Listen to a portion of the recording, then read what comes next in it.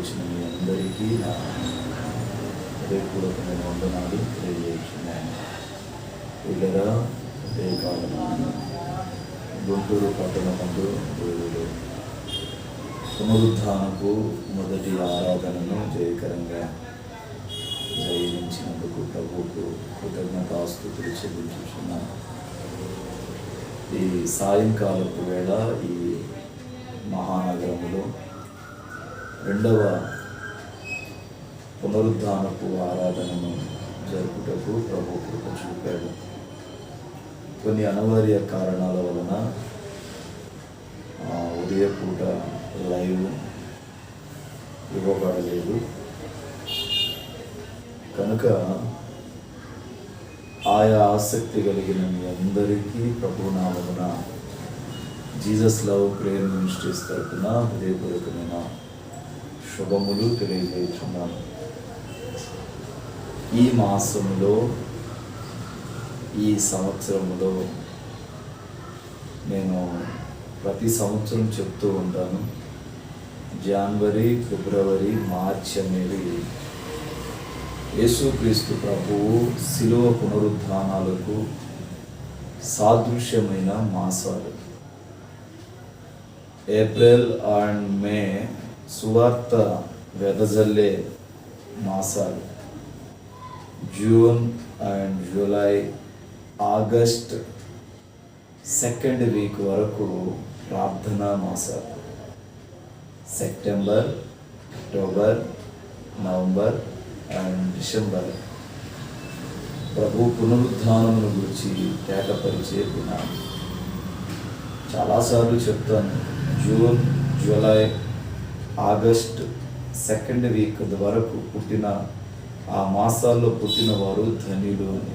ఎందుకంటే ఏ సేవకుడైనా, ఎంత పెద్ద సేవకుడైనా ఈ 2 మాసాలు ఎక్కడికి వెళ్ళకుండా ప్రభు సన్నిధిలో కనిపెట్టి ప్రార్థించడానికే సిద్ధపరచుకుంటాడు.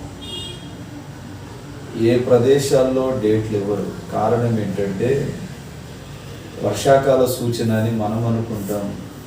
దైవజనుడు దేవునితో పెనుగులాడే మాసాలు, దినాలుగా ఈ 2 నెలలను ఏర్పాటు చేయడం జరుగుతుంది. ప్రియులారా, ప్రభు కృపను బట్టి గత కొన్ని మాసాలుగా ప్రభు సన్నిధిలో ప్రార్థన చేస్తున్న విధానాన్ని బట్టి ఈ సంవత్సరం దేవుడు పరిచర్యను విస్తరించడం ప్రారంభించాడు. ప్రతి శుక్రవారం పిడుగురాళ్ళ ఏరియాలో పరిచర్య ప్రారంభించబడ్డది. గత శుక్రవారం మొదలుకొని కొన్ని నెలలు ప్రభు ప్రేరణ శుక్రవారం వరకు, తదుపరి దేవుడు ప్రేరేపిస్తే ఆదివారానికి షిఫ్ట్ చేయడం జరుగుతుంది. హైదరాబాదులో కొన్ని ప్రాంతాల్లో కూడా పరిచర్య ప్రారంభించడం జరుగుతుంది. ఆసక్తి కలిగిన వాళ్ళు లైవ్లో అండ్ జూమ్లో పాల్గొనవచ్చు. ఇక నుండి జూమ్ మీటింగ్స్ ఉంటాయి. కొంతమంది సేవకులను కండక్ట్ చేసుకొని జూమ్లో దేవుని వాక్యం ఆంధ్ర, తెలంగాణ, ఇతర దేశాల్లో కూడా అందించబడుతుంది. ఇతర దేశాల నుండి కూడా జూమ్లో పాస్టర్స్ వస్తారు. ప్రతి ఒక్కరూ జూమ్లో పాల్గొనాలని దేవుని ప్రేమను బట్టి తెలియజేస్తున్నాను. మీ మీద నేను కోపబడినా, అరసినా, మీ తండ్రిగా మీ మీద ఉన్న బాధ్యతగా ఎంచుకున్నాను. ఈ మాసము నుండి, ఈ సంవత్సరము నుండి ప్రభు పిలుపు మేరకు సంవత్సర ప్రారంభంలో దేవుడు ప్రవచించాడు, ఇది అభివృద్ధి సంవత్సరం అని. ఎవరైతే కనిపెట్టి ప్రార్థన చేస్తారో వారి జీవితాల్లో అభివృద్ధి చెందే సంవత్సరం. ఆ గుంటూరు నగరంలో, గుంటూరు సంఘంలో చాలా వరకు ప్రార్థన చేస్తున్నారు. వివాహం కాని బిడ్డల జీవితాల్లో దేవుడు వివాహాలు జరిగిస్తున్నాడు. చీకటి శక్తులు వెంటాడుతున్న వారి జీవితాలలో దేవుడు విడుదలిస్తున్నాడు. తదుపరి పిడుగురాళ్ళ ప్రాంతాల్లో కూడా దేవుడు మేలు చేస్తున్నాడు. పిడుగురాళ్ళ పరిసర ప్రాంతాల్లో 2-3 కాలనీలో కూడా దేవుని వాక్యం, దేవుని సువార్త ప్రారంభించడం జరుగుతుంది. గత శుక్రవారం విశేషమైన కృపనిచ్చి దేవుడు అద్భుతంగా జరిగించాడు. ఈ మాసము నుండి గురువారం దాకా నేను హైదరాబాద్ పట్టణంలో ఉంటాను. ఆదివారం రాత్రి మొదలుకొని ప్రతి వారం గురువారం దాకా ఉంటాను. శుక్రవారం ఉదయం పిడుగురాళ్ళ పరిసర ప్రాంతాల్లో సువార్త సభలు ఉంటాయి. శనివారం ఆదివారం మధ్యాహ్నం వరకు గుంటూరులో ఉంటాను.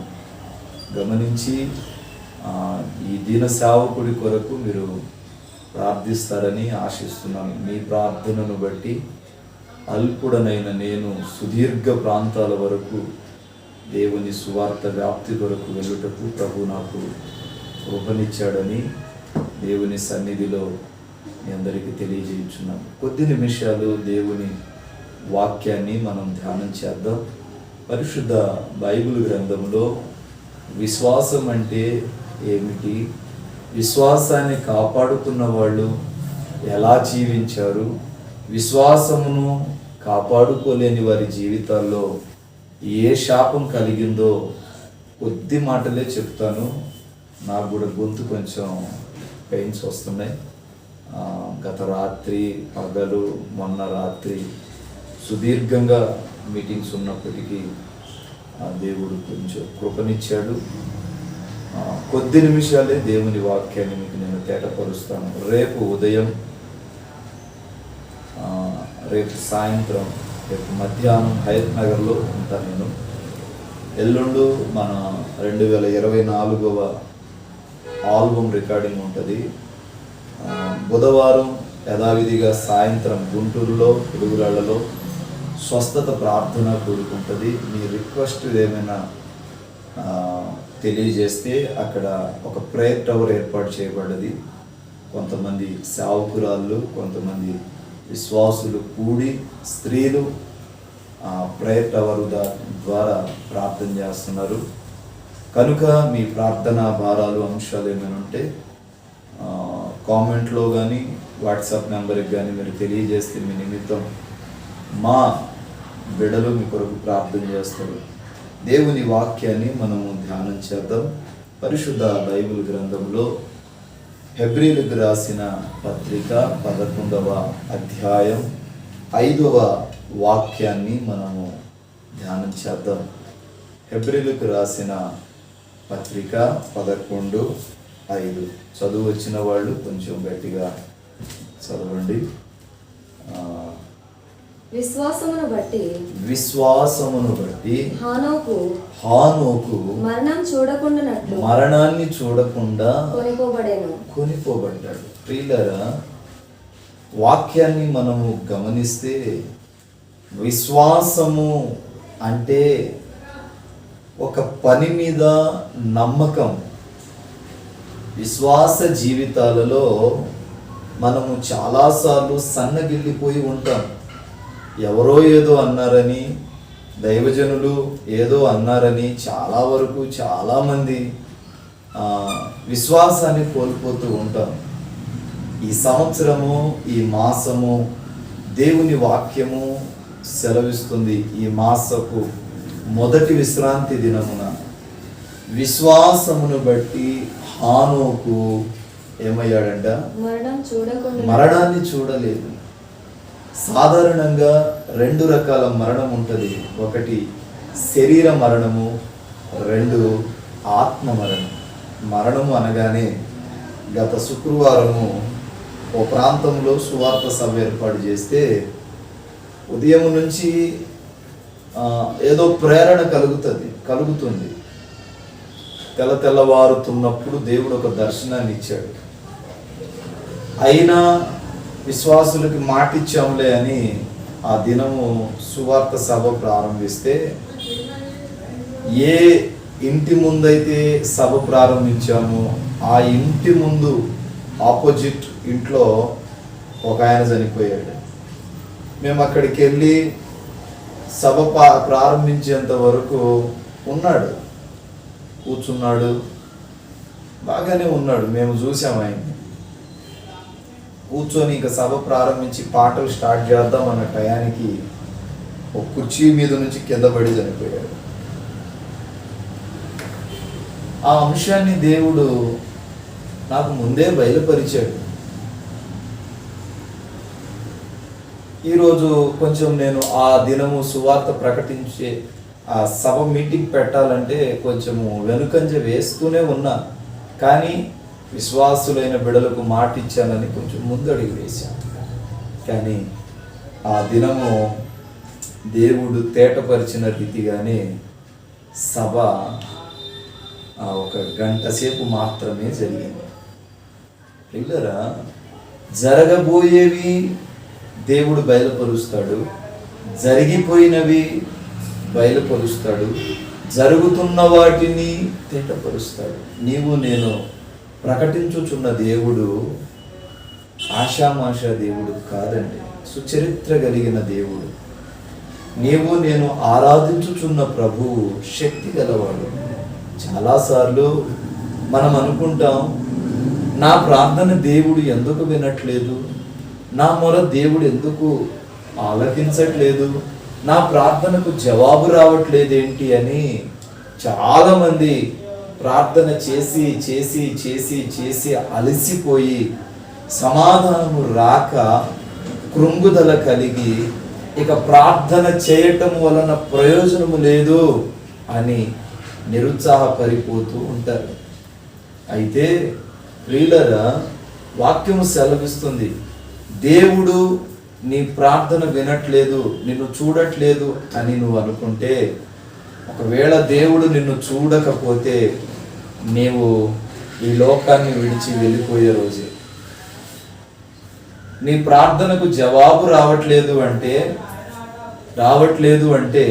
నీవు ఈ లోకాన్ని విడిచి వెళ్ళిన రోజే అది. కాబట్టి ఎవరు అట్లా అనుకోకూడదు, నా ప్రార్థనకు జవాబు రావట్లేదు అంటే నీ ప్రార్థనకు జవాబు రావట్లేదు అని అనుకునే రోజు అది నీకు శూన్యమైపోయిన రోజు, శూన్యం, ఇంకా ఈ లోకాన్ని విడిచిపెట్టిన రోజే అది. కనుక దయచేసి దేవుని నమ్ముకున్న బిడలైన మీ నోట్లో నుండి నా ప్రార్థన దేవుడు వినట్లేదు, నాకు జవాబు రావట్లేదు అని మాత్రం అనకండి. ఆ మాట అన్నామంటే ఖచ్చితంగా ఈ లోకాన్ని విడిచి వెళ్ళే రోజే. గత వారం చనిపోయిన వ్యక్తి విశ్వాసే. ఆ మాట క్రైస్తవులైన బిడలో మనము మాట్లాడకూడదు. ఎందుకంటే మనం ఆరాధించే దేవుడు సుచరిత్ర కలిగిన వాడు. హానోకు విశ్వాసమును బట్టి మరణమును చూడకుండా కొనిపోబడ్డాడు. ఈరోజు బయటికి వెళ్ళిన వ్యక్తి ఇంటికి వచ్చేదాకా గ్యారెంటీ ఇవ్వలేము, బ్రతికి ఉన్నాడని గ్యారెంటీ ఇవ్వలేము. ఈ ప్రార్థన కూడిక అయిపోయిన తర్వాత మీరు మీ ఇళ్ళకి వెళ్తారు, లేకపోతే ఓ ముద్ద భోజనం చేసి నిద్రపోతారు, ఉదయాన్నే లెగుస్తారని గ్యారెంటీ ఏమైనా ఇవ్వగలరా? ఇవ్వలేము. కానీ మనుషులుగా మనందరం రేపు ఈ పని చేయాలి, ఆ పని చేయాలని సిస్టమేటిక్ టైం టేబుల్ అనేది పెట్టుకుంటాం. కానీ ఈ రాత్రి నేను జీవముతో ఉంటానో లేదో అన్న సందేహాలు చాలా మందికి ఉండవు.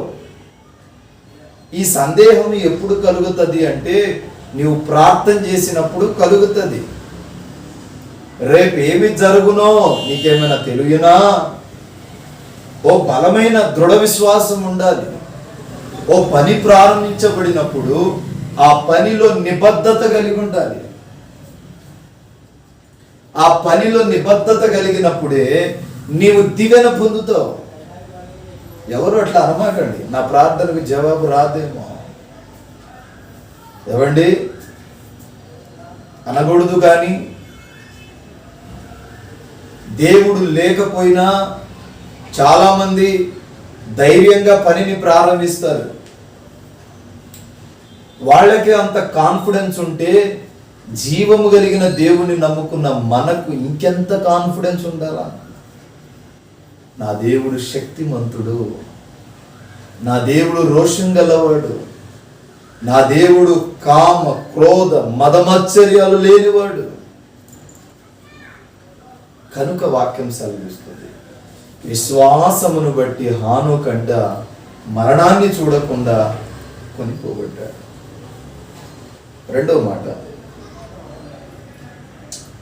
హెబ్రీ పత్రిక 11:7 విశ్వాసమును బట్టి నోహోవు అది వరకు చూడని సంగతులను గూర్చి దేవుని చేత హెచ్చరింపబడి భయభక్తులు గలవాడై తన ఇంటి వారి రక్షణ కొరకు ఒక ఓడను సిద్ధం చేసెను. విశ్వాసమును బట్టి తన ఇంటి వారి రక్షణ కొరకు ఓడ సిద్ధపరిచాడు. మురుపెన్నడు లేని విధమైన ఆశీర్వాదాన్ని చూశాడు నోహావు. మురుపెన్నడు లేదు. ఈ దినాలలో తల్లి ప్రార్థనలో ఉంటే తండ్రి ప్రార్థనలో ఉండడు. తండ్రి మందిరానికి వస్తే తల్లి మందిరానికి రారు. తల్లిదండ్రులు మందిరానికి వస్తే పిల్లలు మందిరాలకు రారు. భర్త మందిరానికి వస్తే భార్య రాదు. భార్య మందిరానికి వస్తే భర్త రాడు. కానీ నోహావు జీవితంలో 3 మగపిల్లలే.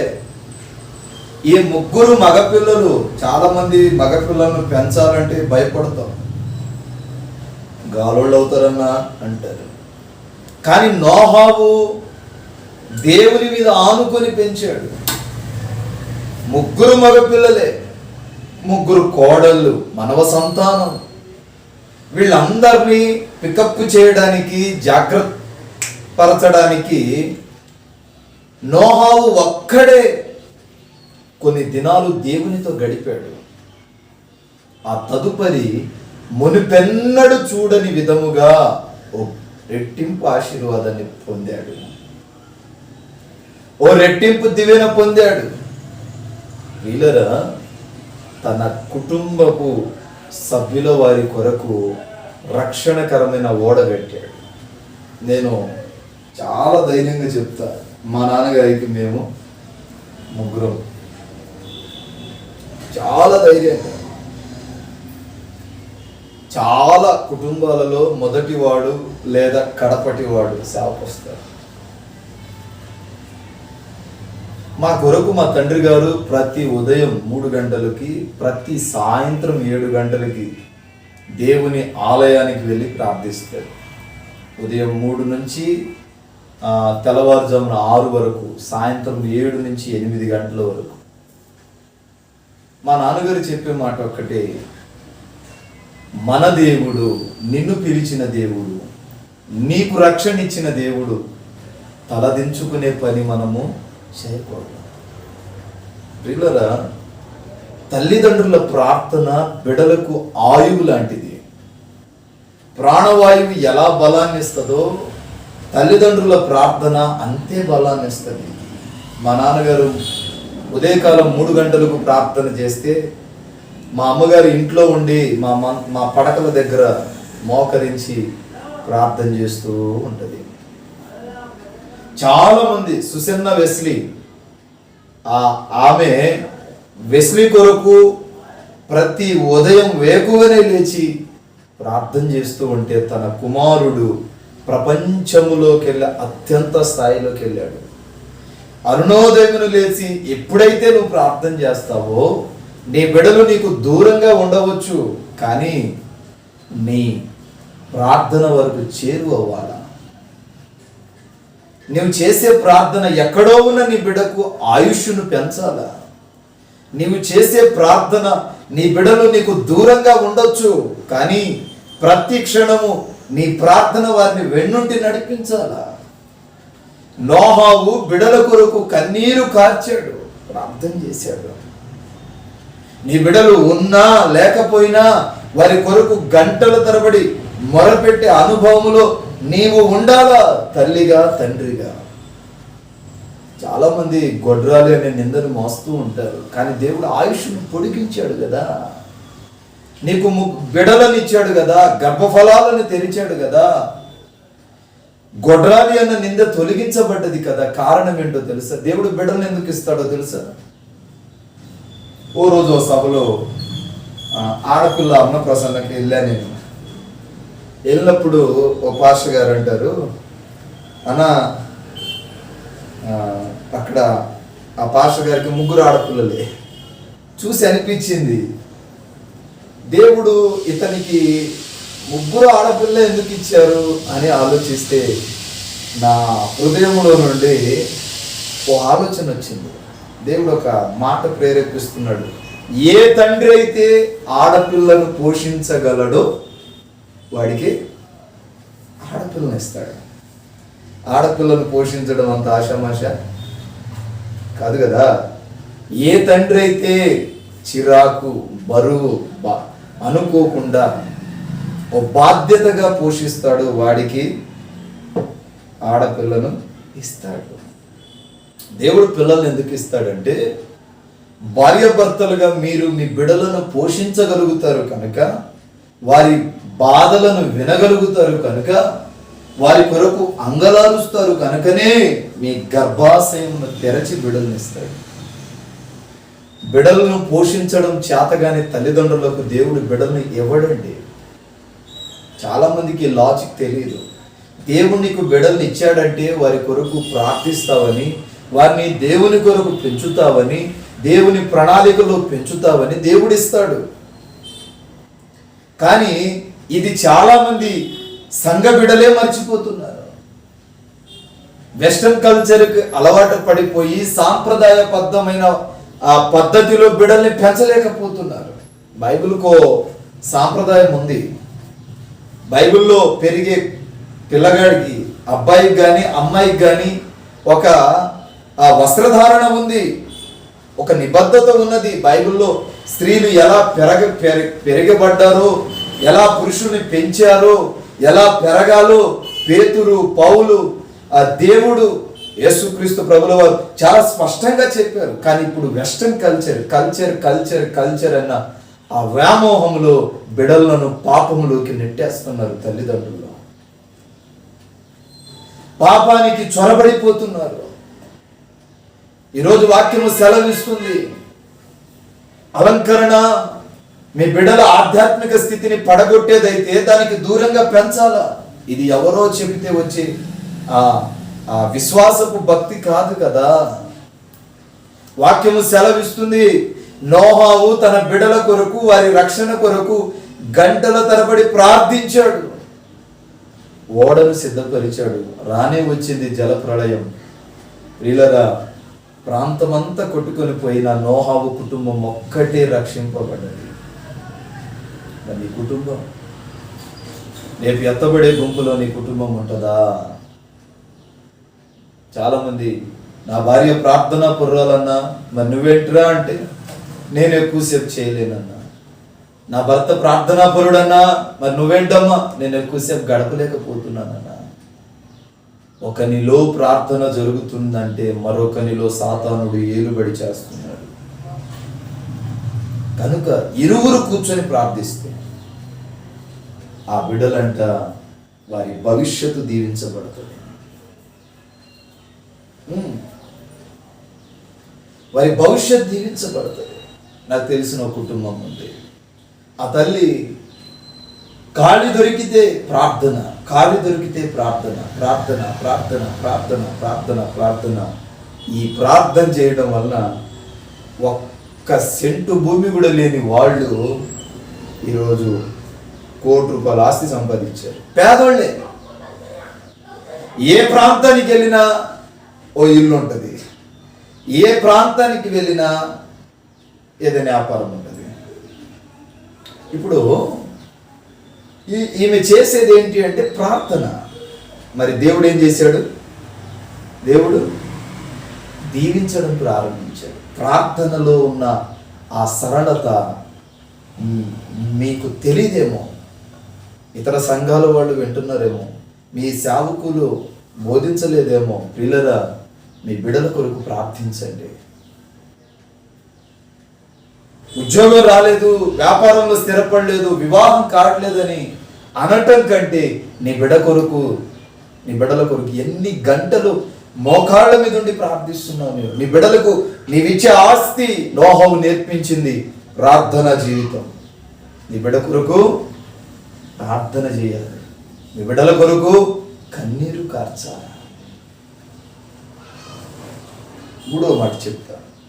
హెబ్రీయులకు రాసిన అదే 11వ అధ్యాయం 8వ వాక్యాన్ని చదువుదాం. అబ్రహాము పిలువబడినప్పుడు విశ్వాసమును బట్టి ఆ పిలుపునకు లోబడి తాను స్వాస్థ్యముగా పొందునై ఉన్న ప్రదేశమునకు బయలు వెళ్ళెను. అబ్రహాము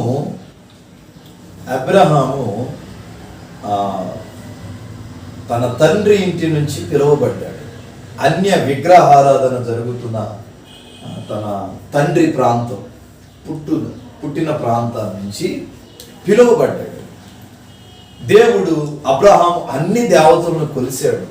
ఏ ఒక్కరిలో నీతి న్యాయములు కనబడలేదు. అయితే దేవుడు అబ్రహాముని పిలిచాడు. పిలిచినప్పుడు అబ్రహాముతో ప్రభు అన్నాడు, నీవు నీ తండ్రి ఇంటిని విడిచి నేను చూపించు దేశానికి వెళ్ళు, నేను నిన్ను ఆశీర్వదిస్తాను. పిల్లరా, అప్పటి వరకు అబ్రాహాంగా ఉన్నాడు. ఎప్పుడైతే దేవుడు పిలిచాడో వెంటనే అబ్రహాం అయ్యాడు, విశ్వాసులకు తండ్రి అయ్యాడు. ప్రియులరా, ఎప్పుడైతే దేవుడు పిలిచాడో ఆ విశ్వాసాన్ని కాపాడుకున్నాడు. చాలా మంది దేవుని నమ్ముకున్న తర్వాత విశ్వాసులు కావచ్చు, సేవకులు కావచ్చు, వాటెవర్ ఇట్ మే బి, ఎవరైనా కావచ్చు, పిలిచిన పిలుపును కాపాడుకోలేరు. పిలిచిన పిలుపు కాపాడుకున్నప్పుడు ఆ పిలుపులో ఒక అత్యంత ఆశీర్వాదం కనబడుతుంది. పిలుపు కాపాడబడాలి, దర్శనము కాపాడబడాలి. చాలా మంది నన్ను దేవుడు పిలిచాడన్నా, ఓకే బాగానే ఉంది. దేవుడు పిలిస్తే మరి ఆ పిలుపుని ఎంతవరకు కాపాడుకున్నావు? దేవుడు పిలిస్తే ఆ పిలుపుని ఎంతవరకు సార్థకం చేసుకున్నావు? దేవుడు నన్ను దర్శించాడు, మంచిదే. ఆ దర్శించిన విధానాన్ని ఎంతవరకు సార్థకం చేశావు? పిలిచాడని ఓ సంచి తగిలించుకొని పరిగెత్తడం కాదండి. పిలిచాడు అని గొప్పలు చెప్పుకోవడం కాదు. పిలిచిన పిలుపుకు లోబడి ఆ పిలుపును సార్థకం చేసినావా, అప్పుడు ఆశీర్వాదం సొంతమవుతుంది. నా 12వ ఏట దేవుడు తన సేవకు నన్ను పిలిచాడు. నా 12వ ఏట నేను ప్రభు పిలుపును అందుకొని పరిచర్యకు వచ్చా. చాలా చిన్న పిల్లోని. రుడిగా ప్రభు నాతో మాట్లాడాడు. ఇంచుమించు 3 సార్లు మాట్లాడాడు. నేను ఏ ప్రాంతానికి వెళ్ళినా భయపడను.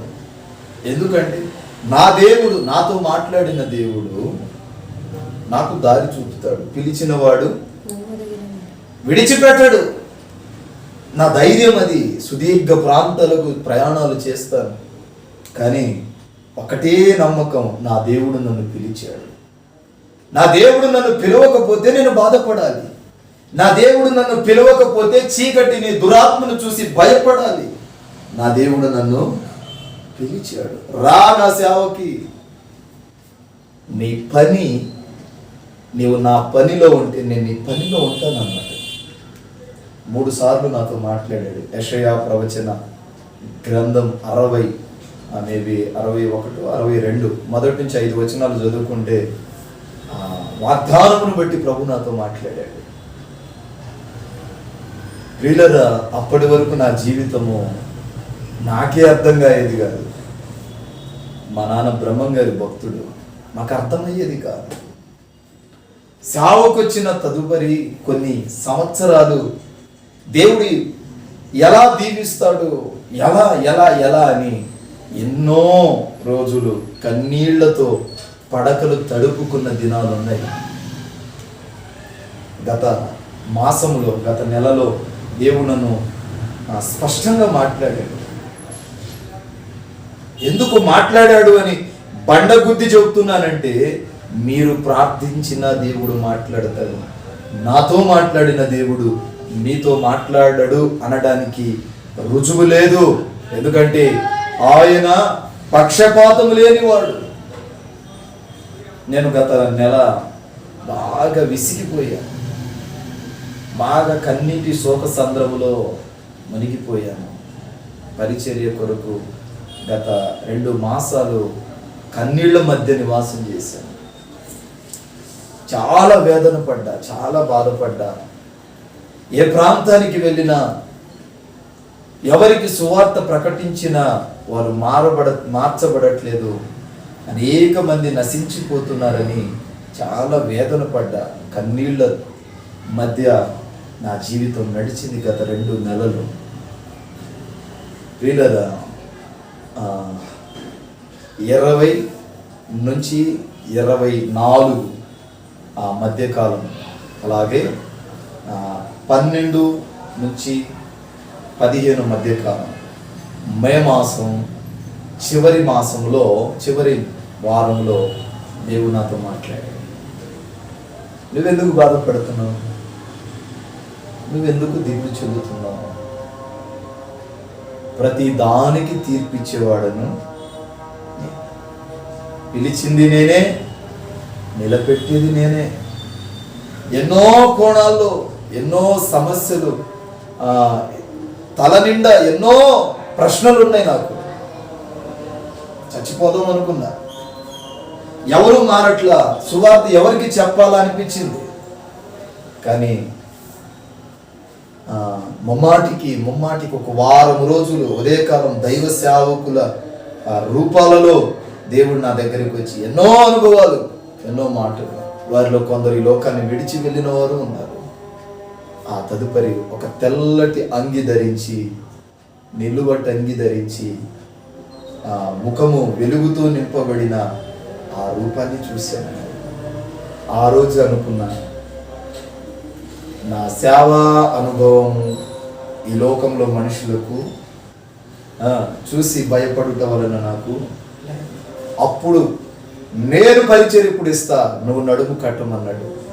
ప్రభు చెప్పిన రీతిగానే ఈ దినము, ఈ మాసంలో కొన్ని ప్రాంతాల్లో సువార్త ప్రారంభించడానికి ప్రభు కృప చూపాడు. ప్రారంభించిన మొదటి రోజు 2 కుటుంబాలు దేవుని సన్నిధికి వచ్చాయి. రూఢిగా చెప్తున్నాను, మనం ప్రార్థించే దేవుడు గొప్పవాడు. ఆశ్చర్యపడ్డా. వాళ్ళు అన్నారు, అన్నా నీకు కుడి భుజంగా మేము ఈ ప్రాంతంలో నిలబడతాం, సేవ ప్రారంభించండి. చాలా సంతోషం అనిపించింది. మీరు వస్తున్నారని ఓ మాట మాకు ఫోన్ చేయండి, మీరు వచ్చేసరికి అన్నీ సిద్ధపరుస్తాం.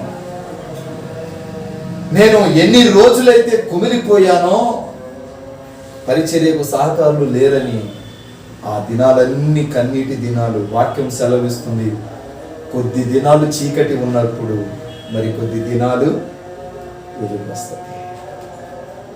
నోహావును బట్టి, హానోకును బట్టి, అబ్రహామును బట్టి మనం నేర్చుకోవాల్సింది ఏంటంటే, దేవుడు వెళ్ళమన్న ప్రాంతానికి వెళ్ళినప్పుడే మేలు చేస్తాడు. పిలిచిన దేవుడు ఏనాటికి త్రోసివేయడు.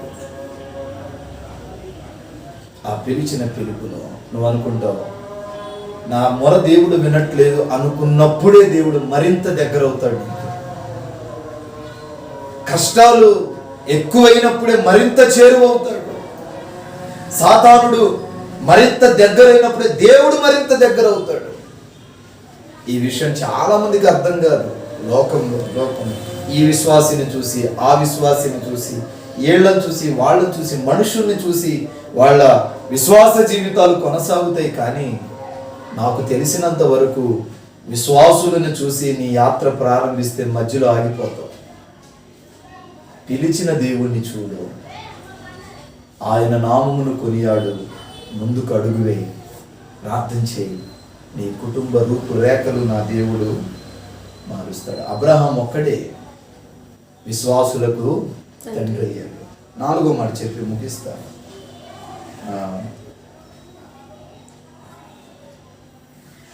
హెబ్రీ పత్రిక 11:22 చదవండి.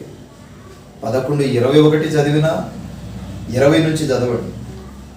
విశ్వాసమును బట్టి ఇస్సాకు జరగబో సంగతుల విషయం. ఇస్సాకు ఏం చేశాడంట? జరగబో విశ్వాసమును బట్టి జరగబోయే సంగతులన్నీ ఇస్సాకు తెలుసుకున్నాడంట. ఆ 21వ వచనములో యాకోబు గురించి ఉంటది.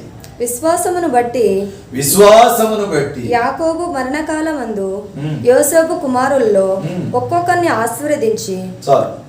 ఈ 11వ అధ్యాయం మొత్తం విశ్వాసుల జాబితా ఉంటుంది. ఈ అధ్యాయం అంతా చదివితే ఎలా విశ్వాసంగా ఉండాలో మనం నేర్చుకోగలం.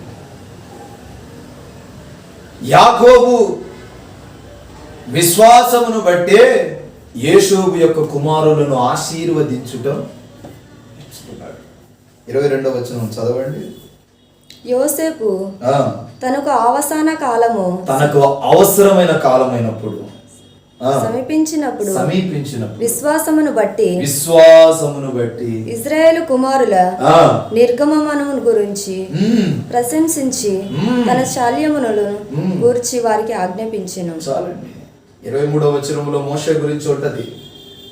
విశ్వాసమును బట్టి మోషే దైవ ప్రత్యక్షతను చూశాడు. విశ్వాసము అనగా ప్రత్యక్షత అనగా బయలుపాటు. ఏంటి? విశ్వాసం అంటే ఒకటి, ప్రత్యక్షత అంటే బయలుపాటు, బయలుపరచబడి. విశ్వాసంగా ఉన్నారా? మీ విశ్వాసం నాకు కనబడాలా? మీ విశ్వాసం దేవునికి కనబడాలా? మీరెంత ప్రార్థనా పరులో ఓ సేవకుడు దేవునికి సర్టిఫికేట్ ఇచ్చేస్తాడు. మీరెంత ప్రార్థనను దూరపరుచుకొని నడుస్తున్నారు. ఓ సేవకుడు నీలో ప్రార్థన తగ్గిపోయిందంటే మనకు చాలా మంది కోపాలు వస్తాయి. కానీ ఇక్కడ ఈ విశ్వాసుల జాబితా చదవండి. నీ విశ్వాసము ఎంతది అనేది ఓ సేవకుడు దేవుడు సాక్ష్యం ఇస్తాడు. కనుక నా మాటలు ముగిస్తున్నాను. పిల్లరా, విశ్వాసమును బట్టి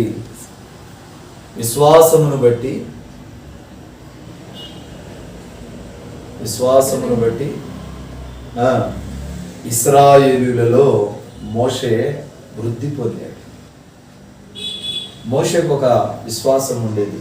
పిలిచిన దేవుడే పాలు తేనెలు ప్రవహించు దేశానికి ఇశ్రాయేలులను నడిపిస్తాడు. పాలు తేనెలు ప్రవహించు దేశానికి నడిపిస్తాడు. అసలు దేవుడు పాలు తేనెలు ప్రవహించు దేశం అని ఎందుకు అన్నాడు తెలుసా? ప్రియులారా, ఆ దేశంలో ఒక్కొక్క గేదె 70 లీటర్ల పాలు ఇస్తుంది. ఒక్క గేదె 70 లీటర్లు పాలు ఇస్తుంది. 70 లీటర్లు పాలు ఇచ్చిన తర్వాత కూడా ఆ గేదెల ఆ యొక్క పాలు అవి కారుతూనే ఉంటాయి. ఆ గేదెలు నడిచే కొలది వాటిలో నుండి పాలు కారుతూనే ఉంటాయి. అలాగే ఈత చెట్లు ఉంటాయి, తేనె ఇచ్చే చెట్లు. ఆ దేశంలో మహా ఎత్తులో ఉంటాయి ఆ చెట్లు. ఆ చెట్టు మీద నుంచి తేనె కారుతా ఉంటుంది, జల్లు పడుతూ ఉంటుంది. చాలా మంది ఆ చెట్టు దగ్గరికి వెళ్ళి నాలుక బయట పెడతారు. ఎంతమందికి ఎంత తేనె కావాలో తాగుతారు. అందుకంటాడు పాలు తేనెలు విస్తారంగా ప్రవహిస్తాయి. కాబట్టి ప్రవహించు దేశం. కొరత లేదు, కొరత ఉండదు. నీకు కొద్దిగా కొరత కలగవచ్చు, కానీ అక్కడ కొరత ఉండదు. కనుక నా మాటలు ముగిస్తున్నాను. వాక్యం సెలవిస్తుంది, విశ్వాసమును బట్టి మన పితరులు నడుము కట్టినట్టు మనము విశ్వాసములో ఓ నడుము కట్టుకొని నడిస్తే ఆ విశ్వాసమును బట్టి నీ కుటుంబాన్ని నా ప్రభు కడతాడు. కుటుంబంలో రోగాలు ఉండొచ్చు, కుటుంబంలో చీకటి, కుటుంబంలో వివాహం కాని బిడ్డలు, ఉద్యోగాలు లేని స్థితి, కడు పేదరికం ఉండొచ్చు. కానీ సంపన్న స్థితిగా నీ విశ్వాసమును బట్టి దేవుడు నడిపిస్తాడు.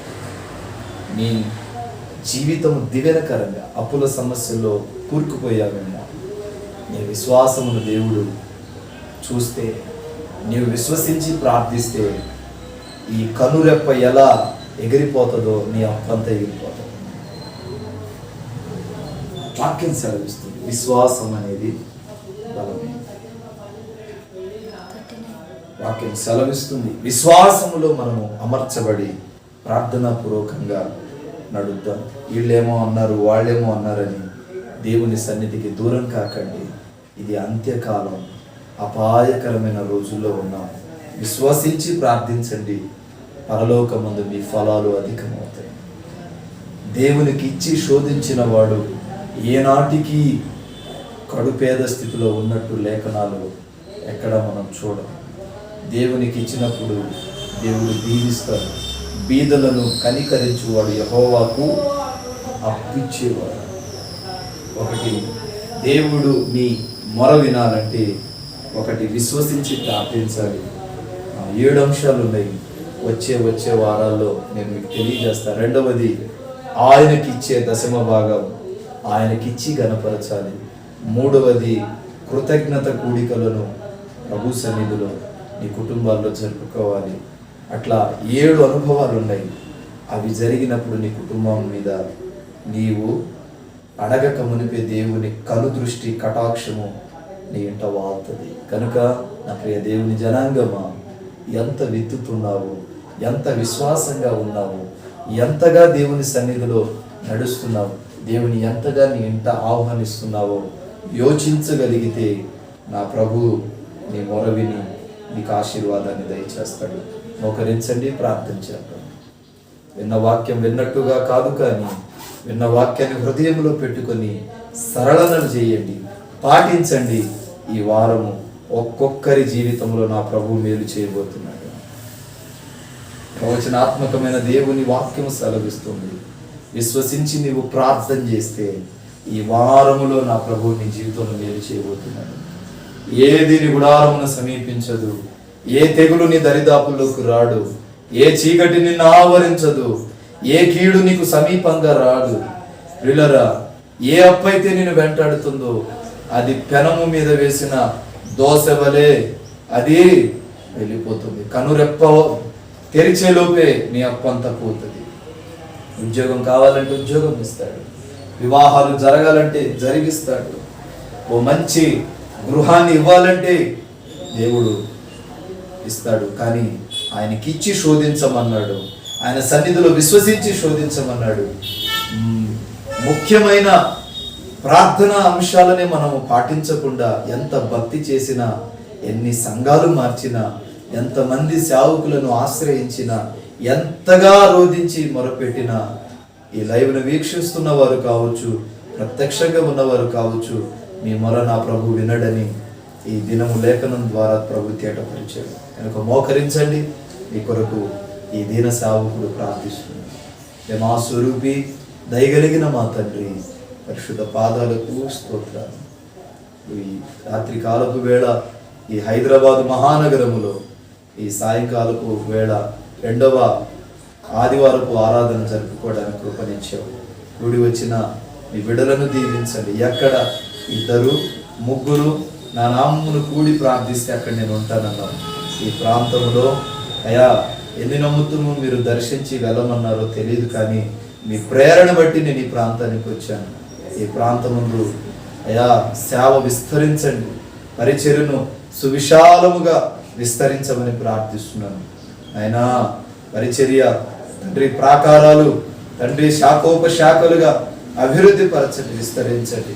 నూతన ఆత్మలను ఈ భాగ్యనగరములో నూతన ఆత్మలను నడిపించండి. ఈ ప్రాంతంలో ఉన్న ఏ ఒక్కరూ నశించి నరకానికి వెళ్ళకూడదు. అందరినీ రక్షించి అయా నాయనా నీకు వందనాలు. శత్రు సామ్రాజ్యము లేకుండా తండ్రి ప్రేమ సామ్రాజ్యాన్ని స్థాపించి ఈ నామానికి మహిమ తెచ్చుకోండి.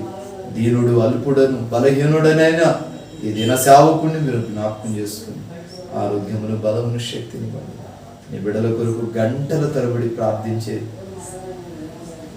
తండ్రిగా నన్ను తీర్చిదిద్దండి అయ్యా. వారి ఆలోచనలు, అవసరతలు, వారిచ్చే కానుకలు నాయనా తండ్రి అవేవి నాకొద్దు, కానీ బిడలుగా తండ్రి ప్రేమ ఏది ఆశించదని లేఖనాలు సెలవిస్తున్నాయి.